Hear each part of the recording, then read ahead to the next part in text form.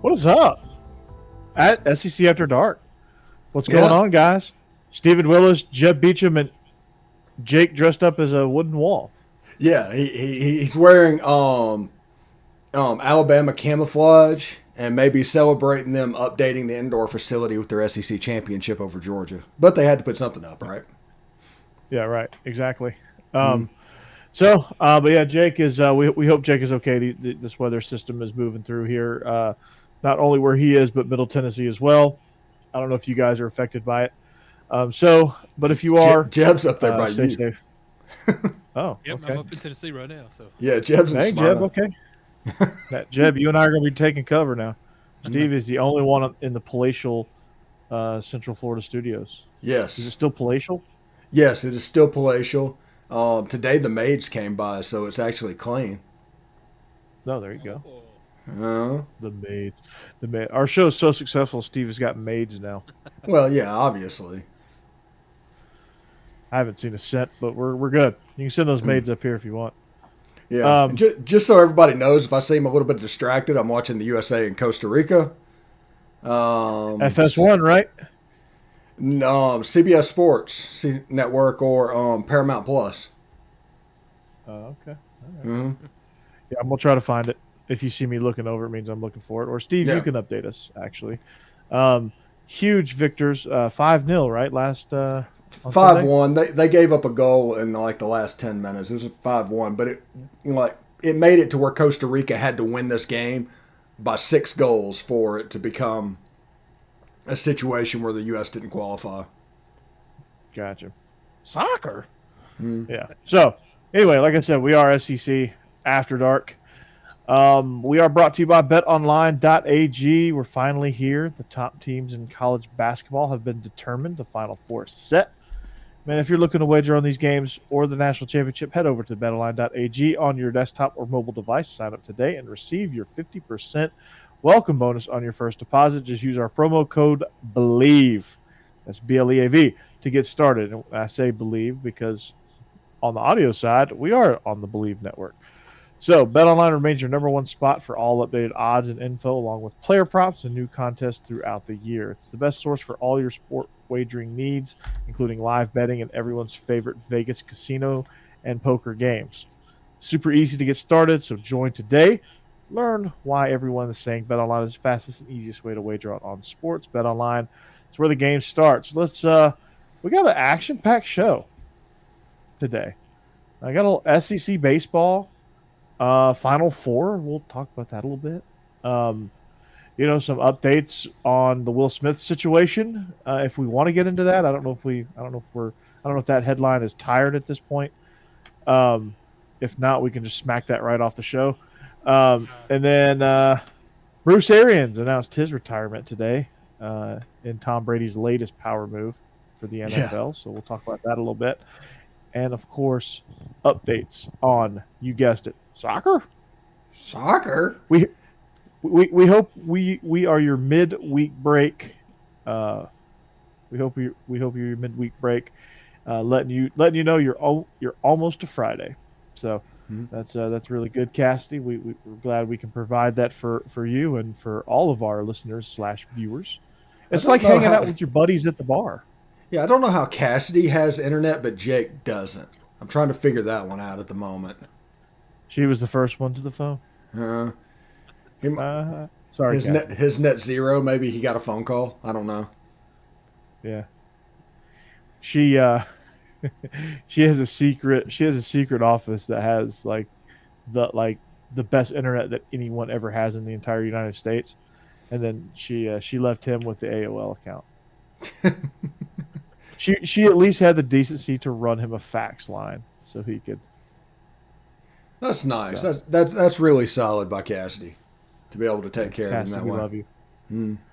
We love you, Cassidy. So the Final Four. Steve, how's your brackets doing? Dead. Yeah, my final was Kentucky and Tennessee, so by Saturday I was ruined. Yeah, I'd say so. My overall champion pick is still in it, so that's the only team that I picked is still in it. But who's your overall champion? Oh, Kansas? Okay. Yeah. So I can't. Kansas has screwed me so many times. I just can't pick them. yeah, I don't blame you. I can't do it. I can't bring myself to do it. I certainly wouldn't have picked personal Duke or thing. North Carolina. It is a personal thing with me. Yeah, I wouldn't have picked. I almost picked. I picked Villanova to make the finals, but I picked them to lose to Baylor. Yeah, I did too.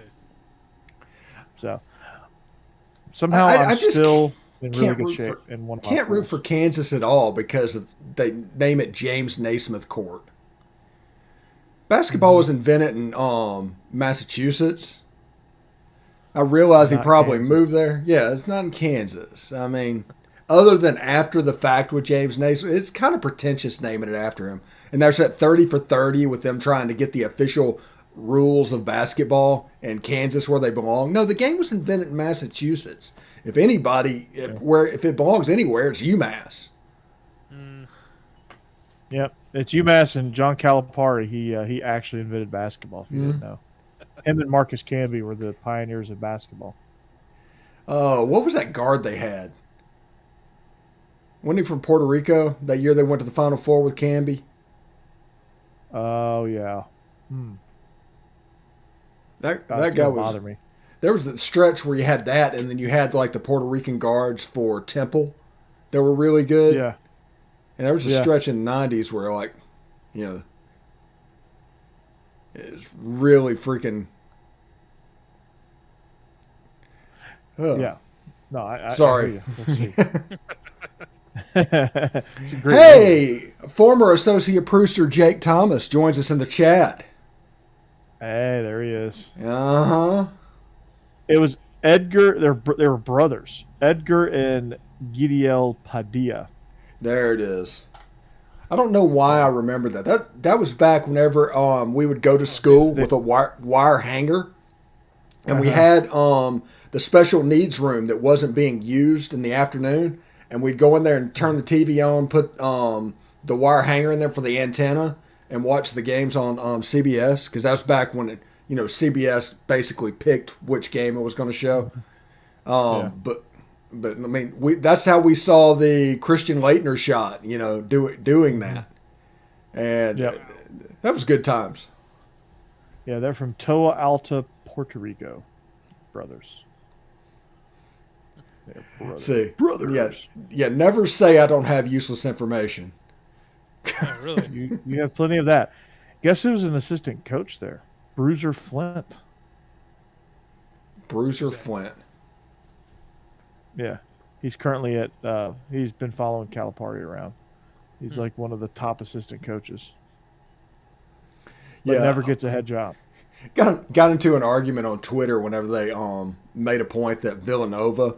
It's nice to see an inner city school make it to it. It's like Villanova's not an inner city school. They're outskirts at best. Temple's the inner city school in Philadelphia. Yeah, you gotta love that. Yeah. It just the inaccuracy just Yeah, it's like saying Smyrna High School is inner city Nashville. Yeah. Yep, not a chance. It's like comparing Smyrna and Pearl-Cohn as being for locations. Pearl-Cohn is inner city. Smyrna, nah. So, but yeah, Villanova, inner city Philly. Yeah. Then you have Kansas, they're inner city Wichita. And you have Duke, which is inner city Charlotte, and North Carolina, which is 2 blocks away, inner city Charlotte too. And you got 4 inner city schools playing against each other. It's gonna be awesome. Yeah, like there's several miles to happen, but if Villanova is Philadelphia, this is your tie-in, Corey. It's West Philadelphia. Born and raised. On the playground is where I spent most of my days. Well, maybe Villanova will slap Kansas right on out of the tournament. Smack. Chris Rock's comedy tour is their tickets are selling for it all of a sudden. Yeah, I wonder why. Certainly the highest ratings. of John Oscars might be in a onto while. something. Yeah, John might be onto something here. Vince McMahon is a brilliant guy.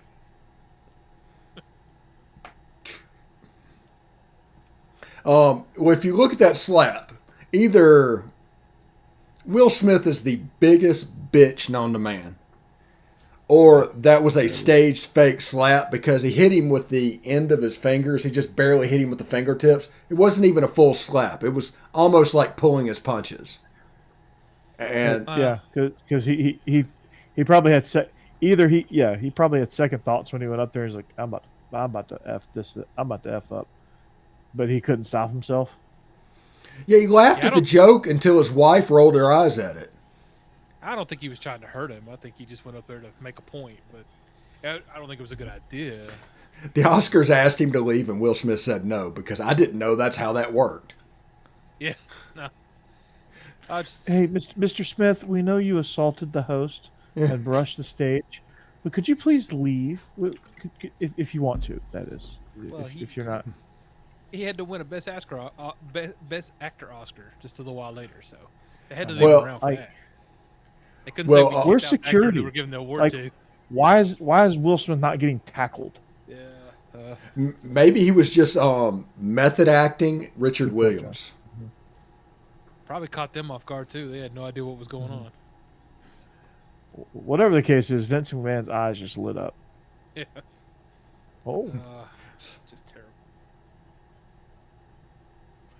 They got tired of the person that writes usually for the show, and they wanted to they hired some WWE writers to come in and produce the show. That's what happened. Well, I'll tell you, they're lucky. Chris Rock was up there, and that wasn't Ricky Gervais. Because if it was Ricky Gervais, he would have just assassinated her. If she didn't leave with a complex, he would have failed. Yeah, there's a lot of comedians that would have turned around at that point, and got a lot harder. So I think Chris Rock handled it as well as you could at that point. But there's no reason Will Smith should. I love Will Smith. Don't get me wrong. I love it. There's no reason he should have got up and done that. Yeah. He could have handled that so much better. He could have just did the whoa, no. He could have done that he was going up to give a speech a little while later. He could have said something about it and that, just make Chris Rock feel like a piece of trash. But no, now everybody's on Chris Rock's side. I think that backfired on him pretty bad. If that's and he knows it. Oh, he knows it too. He knows now, it. Every joke's about his wife and the infidelity and all that stuff, and it's all getting thrown in his face, man. Yeah, not a good look there. This did not work for Will. But it was a slap heard around the world for Chris Rock. Good for him. Yeah, it's true. Although some people were mad at him, he did do a whole documentary on like black women's hair, stuff like that, and then immediately turn around and make fun of it. That was pretty rough too. But yeah, I mean, I'm not saying the joke was warranted. I mean, it was. I don't think he should have went there. No, I mean, it was a soft joke, but I don't think he really should have went there. Yeah. But he didn't deserve to get slapped over it. When it comes to this, we've gotten soft, and it's that whole words is violence BS. No, sticks and stones is a thing, and that doesn't justify how you react to it. And that's what it took. There, he escalated that to a point where it had no business being. And I don't care if she has alopecia. I mean, if she went there and had her hair done up with G.I. Jane in public, in front of everybody, in a show that they are known for making fun of people, maybe go there expecting a G.I. Jane joke because it looked like she had a crew cut. Yeah, and that is what they do there. This is the problem, though. Now, it's called assumption of the risk. Yeah. Our comedians going to have trouble making jokes because they don't know if they're going to be assaulted, and they're going to start turning it down. Because I'm going to tell you, the Oscars is already kind of hard to watch, and now if you take the jokes out of it, I'm not going to ever watch that crap again. Yeah, I mean, but at the same time, you can't have them just getting assaulted. No, anytime somebody gets mad.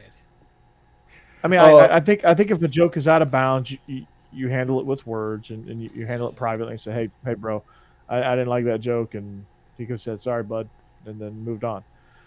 And that could have been it. Like, you meet words with words. Yeah. Not words with fists. Yeah, you don't escalate. And like I said, my favorite. I would have been slapped, John. And Cody. Cody. Let's see. What's his name? Jerry Seinfeld. There's a meme of him on Twitter, and it just says, it's like Jerry Seinfeld, what's the deal with airline food? And the next one, it's like American Airlines CEO comes on stage. You know? Yeah. What's the deal with Delta? Why do we have to do the dog and pony show? What's the deal? And then Delta CEO goes, BAM! Not good look. Well, What's the deal? The food is terrible. George, what are we going to do? I got to work on my Seinfeld, don't I? Yeah. a little bit. A little bit. You get the point. You knew I was Can't doing do it all, Seinfeld. though. Yeah, true. I'll get it polished. That was terrible. I don't know. I still think you can have comedians. I know some of them make bad jokes. It doesn't always work out well. But I guarantee you Chris Rock would have got roasted for that if they had said something afterwards instead of just getting up there and assaulted him. Now, like I said, it's all on Will Smith. Just now. re-roast And I hate it him. 'cause I I love Will mean, Yeah. just re-roast him. Comedians take shots. And Yeah. not all and, shots. and, and they're made for it. You know? Yeah. But like you said, the Oscars is kind of like a mini roast anyway. If anybody was there, people get roasted all the time. Yeah. Like I don't said, see why this it's was assumption of the risk. Yeah. Yeah. I don't know. Yeah. I don't know. Hopefully we'll move past it soon, though. I'm kind of tired of seeing it. There's a such thing as an appropriate joke. I mean, there's not a ton that's off limits, but you know, As long as I they're don't know. funny. You know, like going after kids is not really like. Yeah.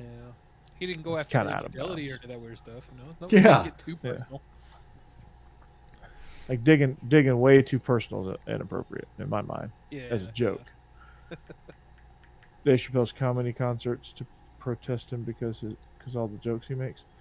Yeah, I mean Dave Chappelle gets into some heavy topics, but he doesn't get personal, which that's a different thing. Yeah. Which I never understood. I've watched his comedy. I don't understand how he comes off so anti-trans. I know he makes jokes, but to me they're always just jokes. They're never actually like. I don't think afraid he's of those people anti or anything. I don't think he is either. I think he just. I don't jokes think he's about whatever anti he- anything. I He just jokes about how awkward it is. Yeah. I mean, that's what he's joking about. And I think his whole bit right now is the fact that he doesn't really do anything. He just does just enough to get the outrage machine going and just watches it go. Because you assume that he said something wrong, but if you listen to it, you're like, he didn't really. See, no, he didn't. that's what I'm saying. When I watch it, I don't understand why people are going so insane about this, but it is true. I He appreciate makes fun of Dave. everyone, and I appreciate Dave because he takes the risk. yeah, Mm. yeah. He tackles definitely some not afraid. topics that, yeah, he's not afraid. Which, I mean, if you go out of bounds occasionally, if you take big risk, you're going to get burned. It's going to happen. There's going to be people that don't like it, all that good stuff, and he understands that. That's why he does it. Yeah. But listening to some of his recent specials, it sounds like some of his jokes just turn into political rants, which I don't like because he's getting away from like what makes Dave Chappelle Dave Chappelle. That's what's happening with Saturday Night Live. Like everything just starts turning into a political rant and not really like having fun with it. Like presidents have been made fun of ever since Lorne Michaels said the word "go" back in 1979 or 78 or whenever they started. When Gerald Ford fell down the stairs of the airplane. Yeah, And Chevy Like, Chase they've been became Gerald Ford. I mean, that was it. Yeah, and then so on and so forth. Dana Carvey's still one of my favorites. Doing He's George a good George Bush. Bush. Yeah. He's great, George Bush. Who's the guy that does Bill Clinton? Daryl Hammond. Yeah, that was. Yeah, Daryl Hammond. Yeah, that's Will Ferrell had a good great. George W. Bush. Yeah, I mean, just so on and so forth. It's outstanding. It's hilarious because they have fun with it. It's not like mean spirited. They just have fun with it. Yeah. No, and Dave Chappelle usually does used to do a real good job of staying away from the politics. Like his was just funny. But you're right. His last special, I know, it kind of got a little heavy, a little fast. Now, John, to answer your question, it's because everybody has a platform. Mm-hmm. Like, people probably did this stuff in the privacy of their own home. Now they have a platform. So now you're just hearing about it. It's like stuff that on the 24-hour news cycle that you've never heard about before that you hear about now because it's available. It's just in the open now. Yeah, the fact is the world has just changed. It's just social media and the internet has just changed the world. It's a smaller world, and just people have the access and the platform to bitch and moan. And that's what they choose to do with it. They're gone. Not my cup of tea. If I don't like something, I'm going to change the channel. But you do you, I'll do me, and we'll go with that. And you know what? It's just because everybody has to be pissed off about something. Everybody has to be outraged about whatever's going. People apparently like to be pissed off and outraged. I don't know what it is, but they're not just okay being happy anymore, and that's kind of on them. Realistically, that's kind of them problem. But that just Farley is Newt Gingrich. That was a good one. Yeah. This permeates your life, and it's all around you, and people just really show their butt. But that outrage machine is what this is on. For instance, everybody's all in about Colin Kaepernick is getting blackballed, And as we just saw from Deshaun Watson, if you're good enough, they'll deal with the headache. In the end, it comes down to talent, but it's going to be made political about every single issue. Mm-hmm. Yeah, and I won't go down pathways that's going to start ticking off a lot of people who are listening to the show or anything. We start getting too political, but you're right. It's a problem now with. I don't know how to explain it. I almost feel like it's almost a downside to America being as comfortable as it is to live in. Now we're just finding things to complain about and griping about, whining about. First world problems. People manufacture fear, or anger, because otherwise, what are we doing? We're just going to work and enjoying life. They don't want that. Because then we're just happy, complacent, not out there voting and spending money. So yeah, if you want to turn it back into sports, people have to find a reason to hate somebody. Yeah, like somebody wins, we got to hate them now. Well, that's true. Like you can't respectfully root against them. Like the Patriots. I'm not a Patriots fan by any stretch of the imagination, but I respect what they did. I enjoy rooting against them sometimes, just to see good football. 28-3. I hate him for that, though. I do hate him for that. No, but there used to be legitimate reasons. You're right. Like the Yankees, I hated them because they bought championships for so long. But it's not like the Patriots were doing that. What? They just got that great quarterback. The Yankees you should have shot A-Rod. It was a biracial angel. No. The Yankees were doing nice other guys reference. The Yankees, they didn't do anything wrong. No, it wasn't illegal or anything. I dislike the Mets more because they're a division rival with the Braves. I hate the Mets. But and the Phillies. Division rivalry, that's and the Nats. Actually, I kind of hate the Nats the most right now. They're division rivals. And that's weird with them having disappeared for a while and just came back. But you're right. They've kind of taken over. But sports hate is a different hate. But people just want to assume, like, oh, they cheated. Oh, they only won because their star receiver was out, or they only did this because of that. And they try to downplay everything. No, the Patriots won and overcame a 28-3 deficit because the Falcons choked it away, and the Patriots took advantage of it. And Tom Brady did what Tom Brady does. That's why they won. In team sports right now, you can't lift your team up. Like we'll instead of doing political thing, we'll do it team sports. Yeah. You can't lift up your team up without tearing down the other team. There always has to be a whataboutism element of it. It's stupid. It's absolutely ridiculous. But if you listen to my post-game pods that I did for the Tennessee game, Tennessee just came down to Oxford and just whipped some serious ass this past weekend. I'm about to whip somebody's ass. But if you listen to the post-game pod, my pod's talking about how good Tennessee was and how well they played. Not so much about how much we lost, but what about what's going on down in Starkville? Because that would be the argument that's going on. It's like, yeah, but what about Starkville? It might look bad for us, but how are they doing? No, Tennessee played really well and won the game. We have some holes in our team, and we need to get better. There's your post-game pod. Did that in over 3 videos over the weekend, and I think it turned out pretty well. Heck, I got more likes from Tennessee fans than you would think. Well, you gotta I mean, the thing is, you got to give credit where credit's due. If you get your ass kicked, you just got to like.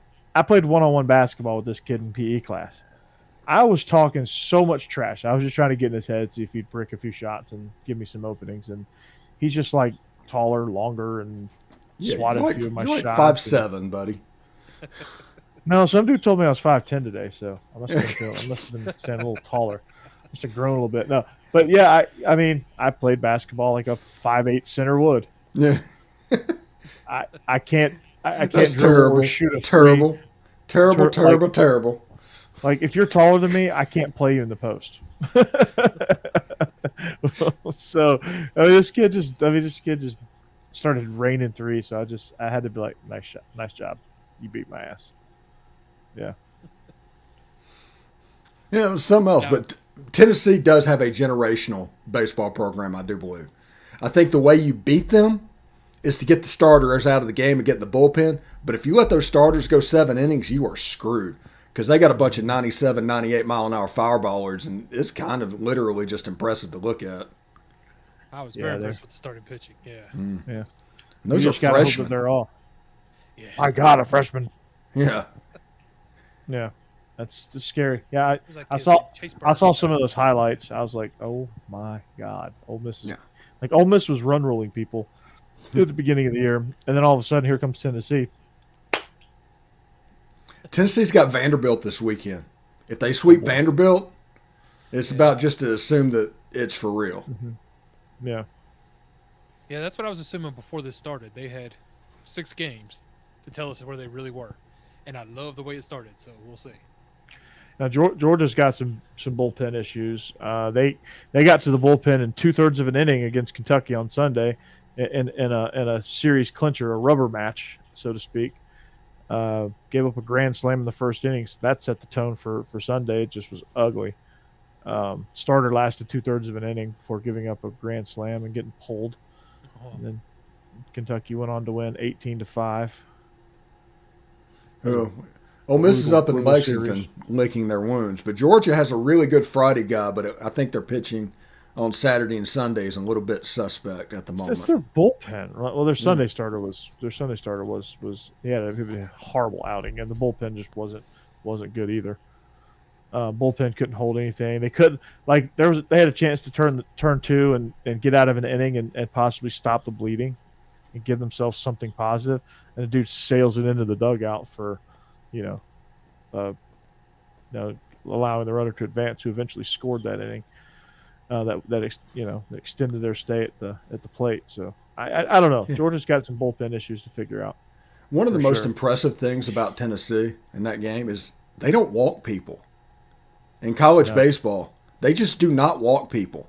And they force you to play baseball and put it in play and do those simple things that you think about from back in the mid-'90s in the SEC. And they just don't beat themselves. You have to beat them. And they have some really good players on their team. Yes, they do. They do. Yeah. They're rock solid. We just talked about the starting rotation. Like that speaks for itself. But you look at what they bring to the table. I mean, it is.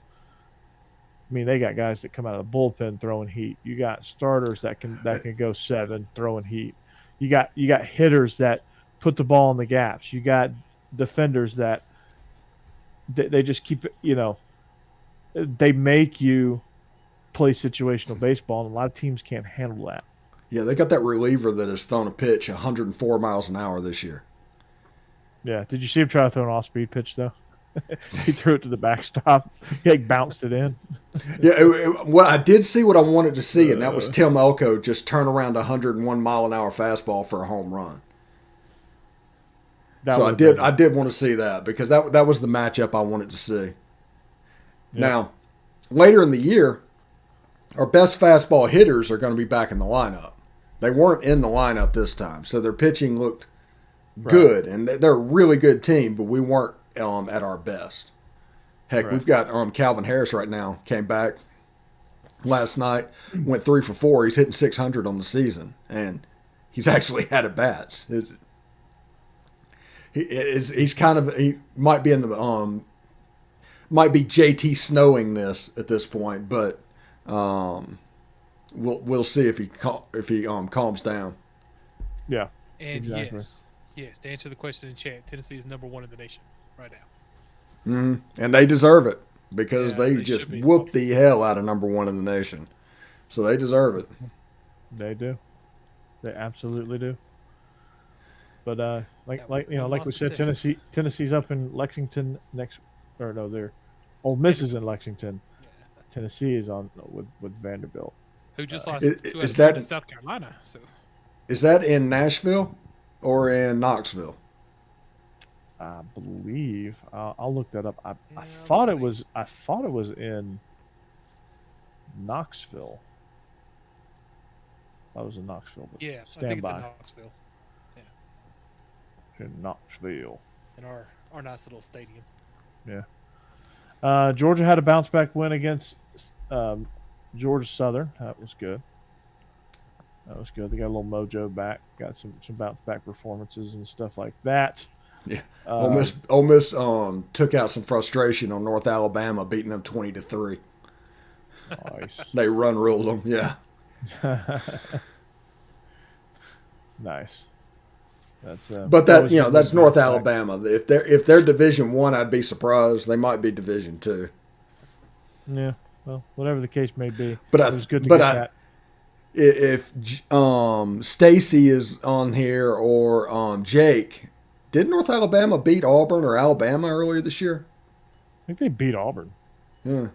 I don't think they beat Alabama. I think they beat Auburn. Yeah. And also the soccer game is 0-0 at halftime, so Costa Rica having to get to 6. It's kind of problematic at the moment for them. Feeling good about that one. Yeah. Why we talk about that communist kickball, boy? Comic kickball.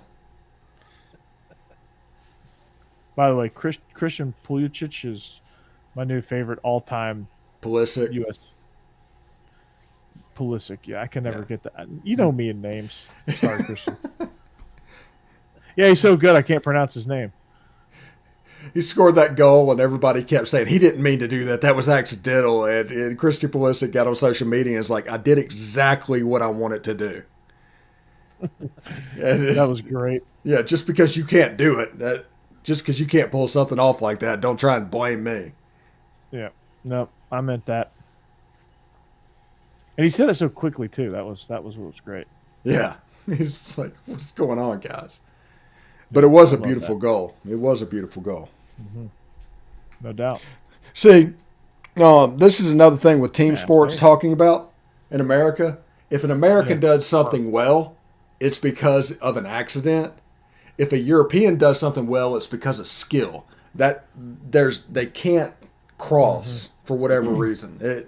It's one of the things that really pisses me off and has caused me to kind of shrink from participating in their international soccer scene because honestly, it's just not worth it. There's some really stupid takes on there. Yeah, I mean, international soccer is not immune to what we call hot takes. So, like I said, everyone has an opinion now, and not everybody's opinion is based out of fact or fair. Everybody's opinion is, Brock. Like I jumped in a Twitter thread yesterday about Brock Bowers, and they were PFF was comparing him to Kyle Pitts, and this guy was like, all this guy does is catch screens. I was like, yeah, and he houses them too. Like, whenever they do that, I hate that because honestly, Kyle Pitts and Brock Bowers are two different types of players. They are. I mean, Kyle Pitts, say whatever you will, he's more of an Evan Ingram type player. Brock Bowers is actually in a tight end. He actually does the stuff that the tight end does. Brock Bowers is more of a Gronk. He does Gronk things. Yeah, like he'll go up and moss you. He'll take a screen to the house, like 50+ yards. But he'll also block his ass off. Oh, he'll come down and knock your teeth down your head. And Kyle Pitts, he was basically just a jumbo receiver. He was the Jimmy Graham of tight ends. That's what Kyle Pitts was at Florida. Yeah, but they call him Little Screen Boy Call him Screen Boy. Because he catches screens. John, that is exactly what I'm saying. Yeah, that's good. Nice.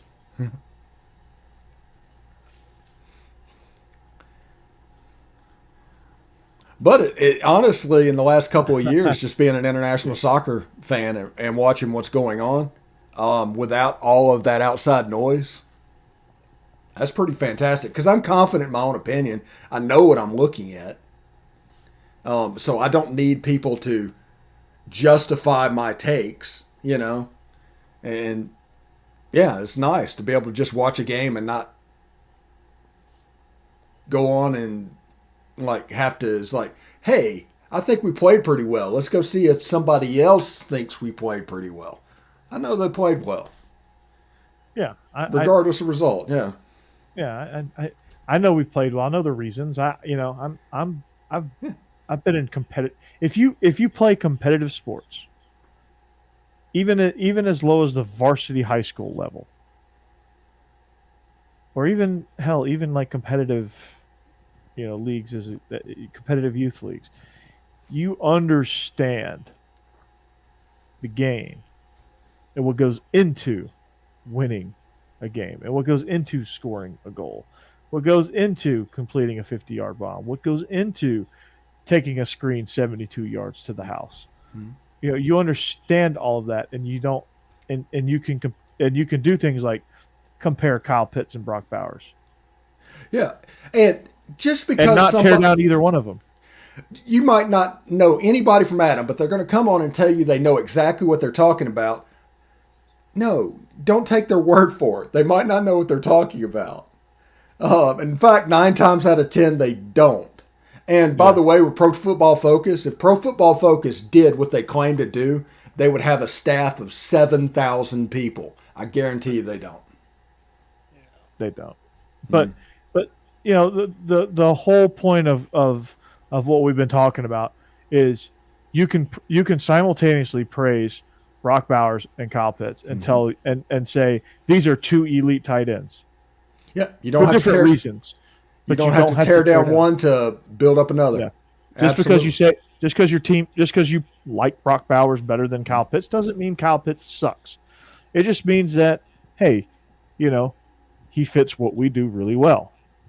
And they probably brought that up because of the Georgia-Florida thing, and they wanted people to argue in the mentions because they're going to sit there and talk about how Brock Bowers is no good because you're a Florida fan. And stuff like that is stupid. Of course, I don't talk trash at all either. I'm not a trash talker. I've never been that way. So I don't have to worry about somebody talking trash to me because I don't do that. I don't play that game. I just enjoy the sports, what I'm seeing and what's going on without having to worry about what other people are doing. I mean, it's silly. Yeah. Yeah. I totally agree there. I mean, that's, And what was funny is I jumped in another one. I don't usually do this, but I was just kind of Chris Collinsworth owns PFF. Well, he's asleep at the wheel. Yeah, I think I heard that. He does, but he's asleep at the wheel. I guarantee you, he like those stats are just so. Yeah. Somebody says he's ranked the number 77 offensive tackle. Okay. Sure, whatever. It's like the Jennifer Lopez thing, like, Jennifer Lawrence. Jennifer Lawrence, yeah. Jennifer Lawrence. Yeah, I don't even know what I was saying, but I got in this thing on Twitter. There was another guy that posted he says, now this is what's called setting the tone, and it was Major Wright in the national championship game in 2008 against Oklahoma, where he comes over and literally launches into the dude. And I just simply replied, yeah, setting the tone with an ejection on the first play. They wrote the targeting rule based on this clip. Yeah. I mean, it's Major Wright doing this. Like, I mean, he tucks his arms and throws his head. It is textbook targeting. And I'm like, that's why they wrote the rule. Yeah, and I got like several likes on it. Nobody debated me, so I thought it was a solid point.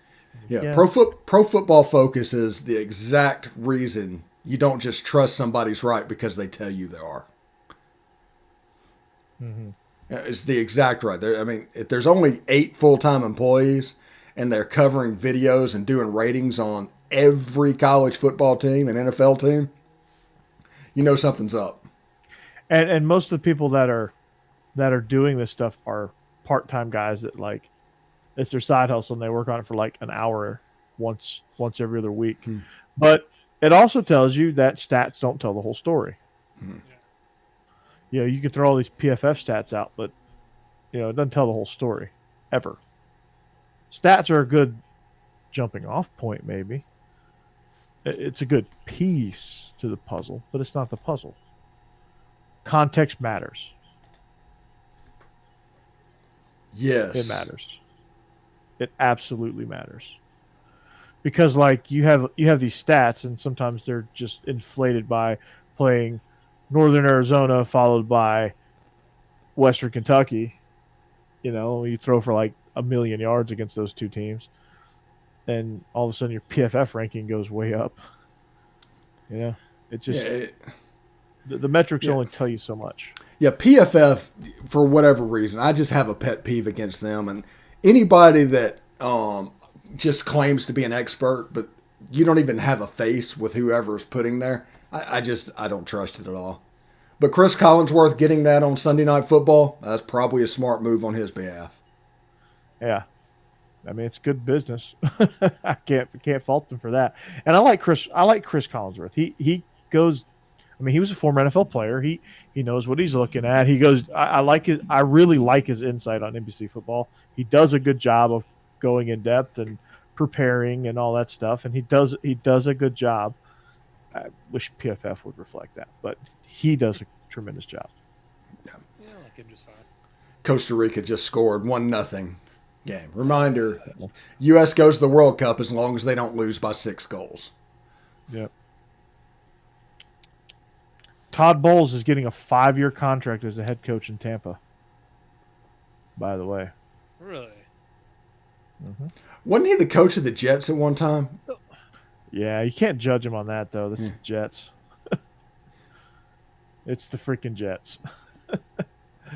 The Jets are pitiful. A pitiful organization. Mike Tannenbaum was the guy that hired him, just so you know. And the one that was filling the roster up with his talent. I thought they played well at times, especially defensively. Todd Bowles is a great defensive coordinator. We'll see how good of a head coach he is in his second stop. So Buccaneers have. Tired. Well, I guess you just let. I mean, why did Tom Brady come back then? I guess he didn't really care that much about the head coach.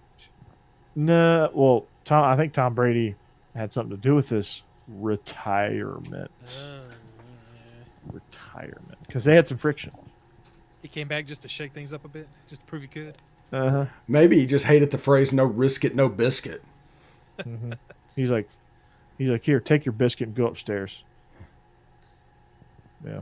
Just came in to swing his, what around a little bit. Mm-hmm. Yes. That's exactly what it was. I don't understand why he don't retire and go home. Got a beautiful wife. Go home. Yeah, go home. Yeah. But he doesn't want to. No, apparently not. And he still plays well enough he doesn't have to. So. Yeah, exactly. So there you go. There you have it on that. It's pretty cool. Good. I'm happy for Todd Bowles. I think he deserves it. I think he's, he's been runner up in a lot of these searches. Yeah, I mean, good for him. I mean, the NFC South, man, it transformed quite a bit. Yeah, you got Jameis versus the Red Rocket over there in New Orleans. Mariota time. That quarterback competition extraordinaire. Be epic. Sean Payton's like, I hope you guys enjoy that. Have fun with that. He's probably rolling his eyes. He's like, hey, glad I retired. Kevin James, you want it? Yeah. Guess there will be a part 2 to that movie. part 2. He's gonna be doing Corona commercials on the beach, like Tony John Romo Gruden and Tony Romo. And then what beer was it that Jimmy Johnson did on the beach right after he left the Cowboys? was that Bud Light Lime? I think I so. don't remember. Like Bud Light finally went away from their just normal basic Bud Light. Bud Ice. Remember the Bud Light versus Bud Ice in the Bud Bowl commercials? Well, that was Budweiser versus Bud Light, buddy. Well, they did Bud Ice too, I think, didn't they? No, Later I think on? Bud Ice happened a little bit later. That's what I'm saying. They did. It was like Bud Bowl 8 or something. They did like Bud Ice versus Budweiser or something like that. I don't remember. I remember the Puppy Bowl. Yeah. Was that on Hallmark? I don't know. That was a Kitten Bowl. Oh, maybe it was. I mean, some years that was probably better than the actual Super Bowl. Yeah. Yeah. Speaking of good coaches, Jimmy Johnson, phenomenal coach, phenomenal TV personality too. Steve is just frozen. Jimmy Johnson on TV, his second career with that was just a fantastic move on his behalf. I think Sean Payton has a chance to do the same thing.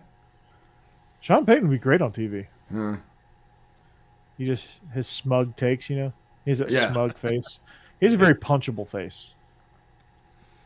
Yeah. Well, Sean he Payton does. got that from all of the years owning the Falcons. He got that with all the ass chewings he got from Bill Parcells in Dallas. Oh yeah, and he was the offensive coordinator. Sean Payton, by the way, I don't know if you remember this. He was the offensive coordinator that Jim Fossil with the New York Giants just completely threw under the bus to basically save his job. Yeah. That before he went to Dallas, he was in New York doing that. But yeah, he's from that John Gruden school of just grind, man, just absolutely grind, and you know it shows. We'll see what the Saints look like in the future, but you know I like Dennis Allen. He's a good defensive coordinator. Yeah, I do like Dennis Allen. We'll see if he's, again, his second go around. His first go around was with the Raiders, wasn't it? Yeah. So we'll Yeah, he was see. with the Saints, then he went to the Raiders, and then that didn't last, and he went back to the Saints. Lasted a season, I think, before Al Davis quickly fired him. He could have been like Lane Kiffin and tried a 74-yard field goal with Seabass. I mean, that's not unreasonable with Seabass. Seabass probably took shots of vodka before he went out there, too. Yeah, I must hydrate. Then goes out and kicks a 86-yard bomb. Kills somebody in the stands. Oh, Seabass. He The funny thing about Seabass doesn't happen if he doesn't, if Florida State doesn't go wide right, wide left, wide right. He was Bobby Bowden's answer to that. Yeah, just kick the hell out of it. Do whatever you want. He's like, I own Poland. I am Sebastian Janikowski. I must break you. I don't know if he actually talks like Drago, but it sounds fun, right? Makes sense. I've never heard Sebastian Janikowski actually talk. Really? So what if he has like a Either. what if he has like a Mike Tyson voice? Nah, what if he's like Clubber Lang? Everybody thinks he's Ivan Drago, but he talks like Clubber Lang. I pity the fool. Pain. Or he talks like, "Hey man, I'm just gonna rip your head off. All right, I'm gonna shove your umbilical cord down your throat." Huh? It's ubiquitous. He just starts using big words. Doesn't he really know what they mean because he's Polish?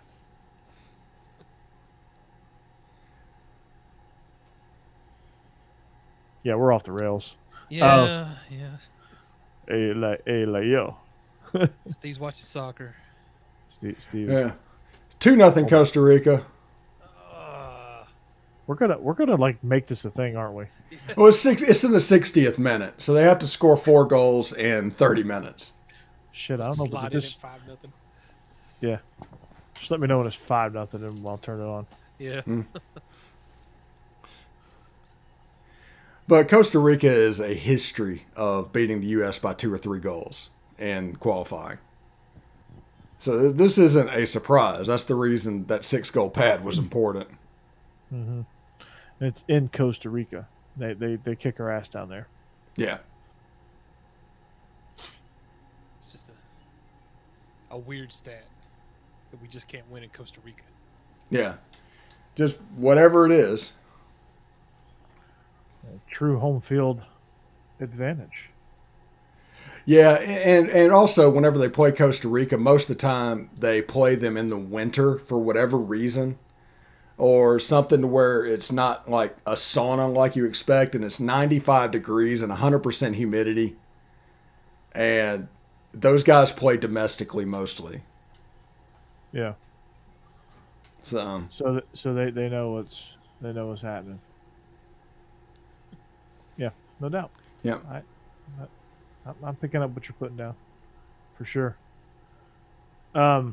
Remember Sebastian talking to Holly Rowe, who's asking Sebastian something about Bobby Bowden disciplining him, and Janikowski doesn't seem very receptive to the question. It's because Bobby Bowden probably tried once to be like, "Dad gummit, Sebastian, you got to get in on curfew, Dad gummit," and Sebastian's like, "Yeah, F your curfew." In Poland, I was drinking at age 13. That's the legal age. Oh, anything over in Europe, like in Italy, there's not really a drinking age because people don't binge drink over there. They just, you can have a beer at 18 if you want it. Now their DUI percentage is 0.05 or something like that. Yeah. So I mean, it's like 2 beers is basically drunk driving. But they never. It just doesn't seem like they ever like. I mean, I'm sure people do, but like just overall, it doesn't seem like they abuse it. They're just like, yeah, have a beer or two. Yeah, whatever the culture, the American culture of it, it's a different ball game. American culture is shotgun the keg. Yeah, I went to Carnivale over there, which is basically Mardi Gras, and it was basically a very tame thing. Yep. Now we're doing Oklahoma on the beach in Panama City. Yeah. Have you seen that? Have you seen those clips? No. Yeah, they do Oklahoma 1-on-1 Oklahoma drill on the beach, and hopefully they'll enjoy their concussion. Girls do it too. Yeah. I watch it. I'm like, oh God. I'm glad this wasn't a thing when I was doing that. Drinking thing. Of course, I don't really understand spring break. I even in college and high school and anything like that, I didn't go out and go do spring break. I just didn't go to school. I might go out and shoot some basketball. Shoot some basketball and watch the opening weekend of the NCAA tournament. That was my spring break. I mean, I had fun on spring break, but I don't get all like it's MTV. And make it like they have, like, just has to be some like giant, like, I guess it's just because this is gonna sound very get off my lawn-ish, but I just don't like those type of things. Yeah.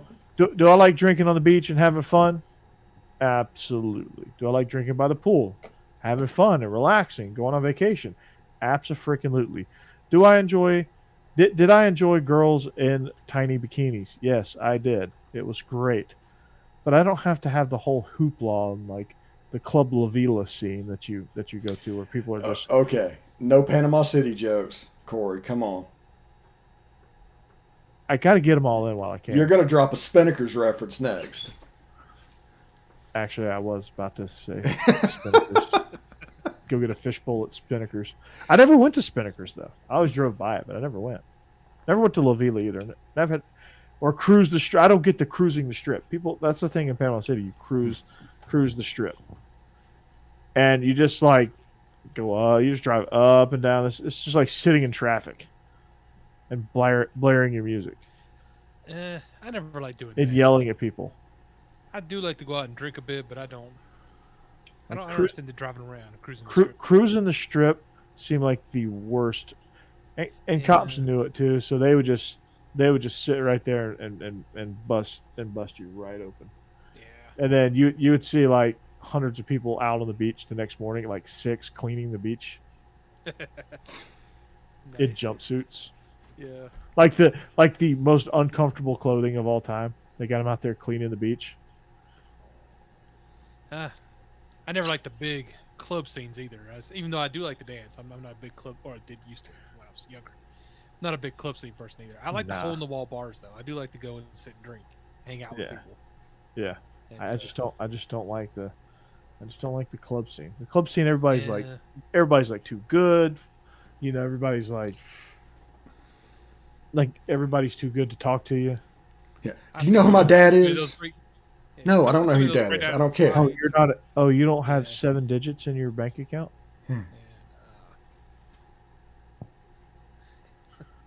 Yeah. Yeah. Back away. That seem it's mostly just there to impress people. Yeah. It's annoying.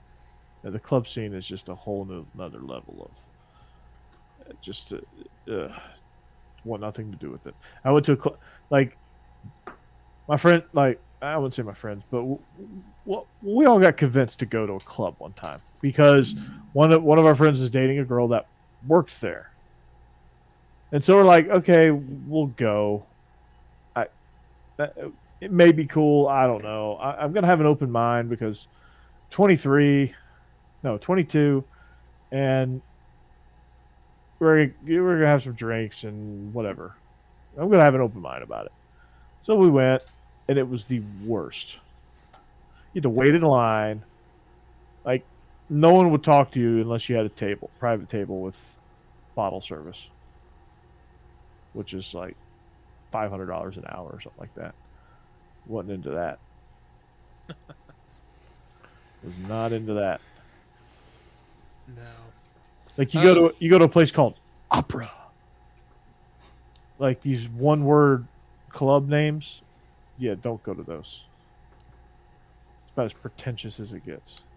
There was a place in Nashville that I used to really like called The Wheel, and that was because nobody went there. There's like always 3 people in the bar, but the music was pretty good, and the beer was fairly cheap. Yeah, and the Wheel. You can't go to The Wheel anymore. Yeah, it's closed down. Yeah, I mean, even if it wasn't, it'd be packed now with bachelorette parties. Yeah. Which downtown is crazy now. They're fun to look at from a distance, but I have no interest in going to Broadway anymore. None whatsoever. Yeah. Obviously, I don't either because I got out of there. All right, Jeb, when we going? I'll meet you there. I was gonna say, now that I'm in Nashville, I gotta do that real quick before I leave, just to remind myself what I'm missing. You gotta go puke off the 6th floor balcony at Honky Tonk Central. Not tonight though. Just a warning, because I've been hearing strange things outside. We're under tornado watches right now in this area, and it says over 3,500 people have already lost power in Nashville. So it's apparently getting to be a mess out there right now. If our show abruptly ends, you know why. Yeah, if I disappear, I'll let y'all know I'm okay. But and we're just filming the sequel to Twister. Yeah, I try and get as much on camera as I can. They couldn't get Bill Paxton, so they got Jeb.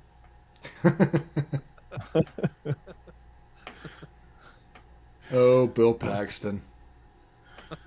Jake is playing the Philip Seymour Hoffman role. I enjoy that movie, by the way. I don't know why. It's great. It's great.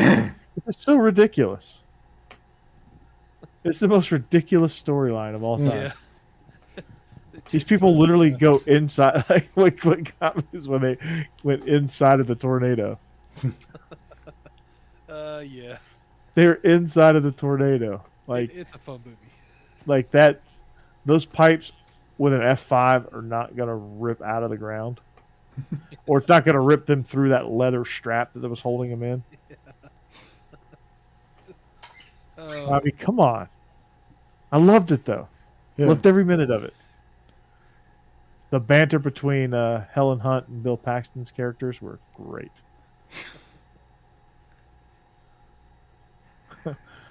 Game over, man. Game over.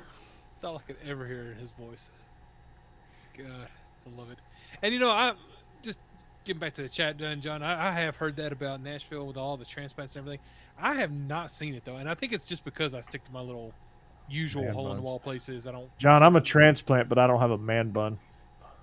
There's a lot of people from California coming out this direction, out Texas and Tennessee, but it's I don't know. I just never ran into them, so I don't know where they all go.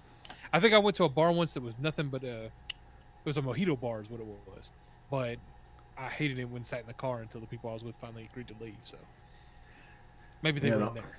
The only people moving down here besides me and Jeb are people with truck nuts. Yeah, Steve, look at your truck nuts. We definitely found the redneck area of Florida. Yeah, they're not in that seriously North Florida part where you expect it to be anyway. There was like an F-350 going down the road with a sticker on the back that said "It won't suck itself" on the back window. I mean, it was like, so classy. Florida man, just like doing it. And these people driving around in F-350s are all bitching about gas prices. Yeah, well, yeah. Yeah, diesel too. You don't seem driving as much right now, but I mean, you did go inland, North Florida. Well, and that was the point. Middle, yes. Yeah. I didn't want to live on the coastline because of hurricanes, but I wanted to be close enough to get there so I can get to Tampa or Orlando in under an hour. Yeah. But we're not up, Gainesville or something where you might as well be living in Georgia or Alabama or something anyway. At least you don't want to live Florida. in Gainesville anyway. Oh God, no. South of I-4 is not the South. We no longer live in the South. Yeah, that's the thing. We moved out of I-4 is kind of the southern boundary. Yeah. Naples might as well be New York City, Junior. I'm gonna have to get over there and check that out. Naples is nice though. I haven't been over there yet. It's a nice little town. No, I got down there and was sequestered a little bit because of the whole COVID stuff, but that's all behind us, I hope. So when I get back down there, I plan to go exploring. COVID is not gone, but it's not like. As long as we don't get another wave of that crap. It's another. It's just it has turned into another seasonal. Yes. Yeah, that's fine. Yeah. It just comes and goes. You just get it, and you get rid of it, and you treat it, and you move on. Yeah, and there's a vaccine for it. So you just go to get your flu shot and you get your COVID shot and you're good to go. Mm-hmm. Yeah, I was going to say, I already get flu shots anyway. So. Yeah. You get your cootie shot, though? In Florida, I will. You got to. That's called penicillin. Yeah. We don't want to turn into Florida, man. Florida man. I see Steve. Yeah. His mugshot's like this. He's doing the. And also in Florida, no helmet law for motorcycles. It's called natural selection. Yeah, it's exactly what it's called. I love it. Ron DeSantis, you are my hero. If he dies, he dies. That's his choice. You don't want to wear a helmet. Yeah. We got another job. We're creating jobs here. There's got to be somebody who's got to scoop up the brains on the highway. Great callback. I love that. Always found south of Tallahassee to be not the South. Too many Yankees. South of Tallahassee is the ocean. No, that's not no. South of Tallahassee is Gainesville, and Gainesville, if you've ever been there, that's definitely east. the South. Huh? East. No, that's South. Florida is South. Yeah. Well, the Tallahassee's on a panhandle, though. You got to go this way first. Yeah, but you don't have to go like an hour, but it's south of that. But in the panhandle, like I-4, like Orlando's not the South. Tampa's not the South. Kind of I-4 is that border. Yeah, because I-10 is definitely the South. Yeah. Oh, yeah. Yeah, if you're in the Panhandle of Florida, you might as well be in Lower Alabama. Yeah. L.A. Home of the Heisman Trophy winner Forrest Gump. Which I'm not saying there's anything wrong with. I'm just saying I wouldn't have moved from Tennessee there because what's the point? Like going all the way down to South Florida. Well, Oh, Gainesville's on I-75. It's not on I-10. You have to go south of I-10. You hit I-10 and then go south like At Lake City. 30 miles. Yeah. Yeah. You hit Lake City and go south because Lake City meets I-10. And then about 30 miles Yeah, south of I-75. Orlando is Ocala, and then the turnpike hits, and you're officially in Central Florida. But And they've then got you that go- swamp in Gainesville. They literally have a swamp in Gainesville that has watch out for poisonous snake signs. Mm-hmm. Yeah, I mean, it's like, no. Gainesville's that place that you were warned about. It had to be snakes. It had to be snakes. Mm. Yeah. Yeah, Tallahassee is. you're right. It is over on the Panhandle. Hmm. I couldn't remember where Tallahassee was. It's like in between Panama City and Lake City. Mm-hmm. Yeah. Yeah. Between Pensacola and Jacksonville, just right in the middle of the Panhandle. Pensacola Jacksonville's is. on one side. Pensacola's on Pensacola is almost. Pensacola's almost in destined. Alabama. Yeah. yeah, that's the Pensacola's the like the tip of Florida one way. Jacksonville's on the Atlantic the other way. Yeah. When I drive Like home, Like you got Pensacola, and then you hit a 5-iron, and you're in Gulf Shores. Yeah. when I drive home from here, it's like a 12-hour drive, and 10 of them are in the state of Florida. Seriously, it took me 14 hours to get home last time, and it should have been about a 9 to 10 hour drive. 14 hours, and all of that was because of Florida. As soon as I hit Georgia, smooth sailing, no problems. Well, But Florida usually, did it's, not want to let me go. usually it's like the Macon area too, like between Macon and Cordele, and And it slowed down a tad bit there, but not much. We were on. It was a Saturday afternoon. There just wasn't much going on that day. But I always hit traffic in Tampa, and then a little bit in Ocala, and it's usually smooth sailing from there. Yeah. there was some weird pileup on the interstate. The interstate was just shut down when I was trying to go through. Well, tornado just went through, Jeb. Yeah, that's true. That's true. We've been getting tornado warnings the whole time we were driving, and then Yeah. I saw them. They were just shoving like pieces of a tractor trailer off the side of the road into a little ditch, so we could just drive by. It was I don't know what happened, but it was bad. He said, "Oh, screw your warning. I got to make this delivery." Yeah, he did not make it. That tornado said, Yeah, y'all missed it by like 30 minutes. But let this be a lesson. If you would have got up at 5 and hit the road, you would have missed all of that. That's true. And it would have But- probably been an 11-hour drive. But it had snowed that night in Nashville, so we were trying to go a little later, so the snow would all be gone by the time we got up there. And yeah, it bit us pretty bad. We should not have done that. "Yeah, So we learned. I'll get up early on the way home. when you going back to Florida?" The 16th, I believe, April. So I got a couple more weeks up here. There you go. Got to see, Smyrna. got to see several of my friends. Got to see my family. So I'm accomplishing everything I want to. Oh, my taxes are almost done. I'm just waiting for the accountant to get done so I go sign. Oh my! So I've done everything I come up here to do. There you go. And got my mama moved to Arkansas. Your mom's moving to Arkansas, and you're moving to Florida. Yeah. No, he's Yeah, already I'm- moved to Florida. And she's Well- keeping her house in Tennessee, so I still He have the hadn't- house here. well, he's doing renovations, so he's not moved yet. Oh no, I did the air conditioning. I replaced all of it right before I left, and I think that was pretty much the last thing I'm gonna do for a while. So, it is ready to go. As soon as I got the whole house ready, I left. But I'm gonna go back. And He's like, "I'm hopefully- gonna move back to Tennessee for a few weeks." Yeah. Yeah. Now that it's all working nicely. You know it's the good. weather because I'm the weather's really good up here. Yeah. Well. Yeah, Cold and windy for 2 weeks. Yeah, One good of those grief. Y'all's weather this year has just been terrible. Of course, I left I left for Naples and it snowed. Yeah. Yeah, that's true. That was great.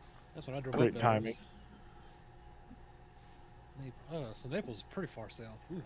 Yeah, I mean it's it's the southernmost Gulf town. yeah. Unless you consider Marco Island a town. Yeah. But like where 75 turns left Yeah. across the state? Just has a hard left turn. You're right. Yeah, that's where Naples is. Wow. Yeah, definitely have to go down there and check that out. It's nice. It is nice. There's a place called USS Nemo. It's expensive, but the best Chilean sea bass I've ever had. Oh, I'll try that. Miso broiled sea bass. The hard part is finding it, right? Finding Nemo. You just gotta ask Dory. You gotta ask Dory. Yeah, I did that. Yeah. There you go. Nice. All right. You want to wrap this shindig up? Yeah, I was gonna yeah. say, I'm gonna get off before the tornado hits my house. Yeah. Let's get out of here. Let's complete the show before it completes us. All right. We are SEC After Dark, talking about athletic greens. I'll put that in later. Nice. I'll go back and record that. If you've made it this far, you've already heard my brilliant ad about athletic greens. I got to make my order. So we are SEC After Dark. If you want to know what we're all about, we're just, usually four guys just having fun. It's just like you hanging out with your friends and shooting the shit at the bar or at the restaurant. Not too crowded. And that's what we do. That's the perspective we bring. We bring a unique perspective.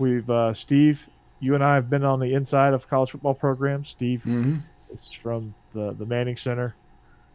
He finally discovered shirts. Coach O, after he left Coach O, he discovered shirts. Yeah, I had to rip about 2 or 3 off, but Yeah. Finally Coach O was gone, and I was able to keep my shirts. Finally. Yeah. So Steve kept his shirt on. That's good. It was a learned skill. I mean, first day I met him at Rivals, he ripped his shirt off and stood on his desk to welcome me. Flexed. Yeah. It's kind of weird, but I was like, "You don't want none," and he's like, "Whoa, this is a Wendy's." Oh, bro. Hold up, man. I'm still waking up. I got my producer's junk in my face, and I got you ripping your shirt off. Yeah. Yeah. That's about right. So, but no, we have fun here. We don't take ourselves too seriously, but we do bring good perspectives. So we do have serious conversations. But we also like to have fun. Like I said, it's just like you're hanging out with your friends. That's what we do. That's who we are. We are SEC After Dark. We're supposed to be fun. We're supposed to be light. We're supposed to, that's how it's supposed to go. There's too many stuffy shows. We're not journalists. We're entertainers. We're opinion givers. I didn't know how else to say that, but we're here to entertain you, to distract you from all the other hate going on. You can just come here and just relax and say, okay, I don't have to hate anything for the next however long we're on, which varies. And it can, because there's no network telling us how long we have to be on. So exactly, we can go for as long as Rage Against the Machine. So, but you can find us. Hit that bell notification on YouTube. Y'all's Conference Network on YouTube. You can also get to it from Bleav In Georgia Dawgs on YouTube. Find Steve Locked On Ole Miss. Jake Thomas, Best of the West. Tide Talk Sports. You can find me also Beast of the East. We just had a show Monday. We had some fun. Before we go, some dude asked me, and John can back this up. And Vinny took a screenshot of the question, but they asked me based on the Will Smith slap, if my opinion on black people has changed. Oh. Yeah. Oh, interesting. They addressed me specifically and asked that question. They told Israel that he looked like a prison sentence waiting to happen. Oh Lord. Jesus. Same person. We need to talk about your audience. Good grief. What kind of people are you attracting? Got to talk to Vinny about that. No. Yeah. It was instead of the Russian bots, it was that guy. Yeah. Or person. Or whoever He's probably a St. Peter's grab, right? Probably so. They were just mad. But they left Vinny alone. That was the crazy part. But yeah, I thought I was like, what kind of question is that? So yeah. Yeah, really. That. Yeah, but luckily we didn't get any of the stuff that we got last week, the Hitler stuff. Yeah, that was weird. That was extremely weird. Oh, sorry, I missed that. Yeah. Yeah. Missed the fun there. Well, we might have got it. He's muted on the chat. Oh. Well, they come in with they just create different usernames is what they do. Yeah. So, yeah. But anyway, we have fun. We deal with stuff like that. But we also enjoy our regular guests like John and Cody, wherever Cody's been, Cassidy, Stacey, the whole crew of our regular people. I